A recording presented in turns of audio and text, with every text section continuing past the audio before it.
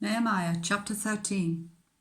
On that day the book of Moses was read aloud in the hearing of the people, and there it was found written that no Ammonite or Moabite should ever be admitted into the assembly of God, because they had not met the Israelites with food and water, but had hired Balaam to call a curse down on them. Our God, however, turned the curse into a blessing. When the people heard this law, they excluded from Israel all who were of foreign descent.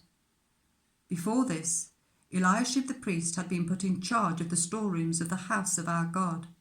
He was closely associated with Tobiah, and he had provided him with a large room formerly used to store the grain offerings and incense and temple articles, and also the tithes of grain, new wine and olive oil prescribed for the Levites, musicians and gatekeepers, as well as the contributions for the priests. But whilst all this was going on, I was not in Jerusalem, for in the 32nd year of Artaxerxes, king of Babylon, I had returned to the king. Some time later I asked his permission and came back to Jerusalem. Here I learned about the evil thing Eliashib had done in providing Tobiah a room in the courts of the house of God. I was greatly displeased and threw all Tobiah's household goods out of the room. I gave orders to purify the rooms, and then I put back into them the equipment of the house of God, with the grain offerings and the incense. I also learned that the portions assigned to the Levites had not been given to them, and that all the Levites and musicians responsible for the service had gone back to their own fields. So I rebuked the officials and asked them, "Why is the house of God neglected?" Then I called them together and stationed them at their posts. All Judah brought the tithes of grain, new wine, and olive oil into the storerooms. I put Shelemiah the priest, Zadok the scribe, and a Levite named Pedaiah in charge of the storerooms, and made Hanan son of Zakur, the son of Mattaniah, their assistant, because they were considered trustworthy. They were made responsible for distributing the supplies to their fellow Levites. Remember me for this, my God, and do not blot out what I have so faithfully done for the house of my God and its services. In those days I saw people in Judah treading winepresses on the Sabbath, and bringing in grain and loading it on donkeys, together with wine, grapes, figs, and all other kinds of loads. And they were bringing all this into Jerusalem on the Sabbath. Therefore I warned them against selling food on that day.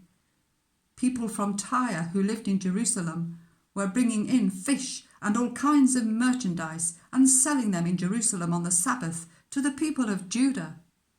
I rebuked the nobles of Judah and said to them, "What is this wicked thing you are doing, desecrating the Sabbath day? Didn't your ancestors do the same things, so that our God brought all this calamity on us and on this city? Now you are stirring up more wrath against Israel by desecrating the Sabbath." When evening shadows fell on the gates of Jerusalem before the Sabbath, I ordered the doors to be shut and not opened until the Sabbath was over. I stationed some of my own men at the gates, so that no load could be brought in on the Sabbath day. Once or twice the merchants and sellers of all kinds of goods spent the night outside Jerusalem, but I warned them and said, "Why do you spend the night by the wall? If you do this again, I will lay hands on you." From that time on, they no longer came on the Sabbath. Then I commanded the Levites to purify themselves and go and guard the gates in order to keep the Sabbath day holy. Remember me for this also, my God, and show mercy to me according to your great love. Moreover, in those days I saw men of Judah who had married women from Ashdod, Ammon, and Moab. Half of their children spoke the language of Ashdod, or the language of one of the other peoples, and did not know how to speak the language of Judah. I rebuked them and called curses down on them. I beat some of them and pulled out their hair. I made them take an oath in God's name and said, You are not to give your daughters in marriage to their sons, nor are you to take their daughters in marriage for your sons or for yourselves. Was it not because of marriages like these that Solomon, king of Israel, sinned? Among the many nations there was no king like him. He was loved by his God, and God made him king over all Israel. But even he was led into sin by foreign women. Must we hear now that you too are doing all this terrible wickedness and are being unfaithful to our God by marrying foreign women? One of the sons of Joiada, son of Eliashib the high priest, was son-in-law to Sanballat the Horonite, and I drove him away from me. Remember them, my God, because they defiled the priestly office and the covenant of the priesthood and of the Levites. So I purified the priests and the Levites of everything foreign, and assigned them duties, each to his own task.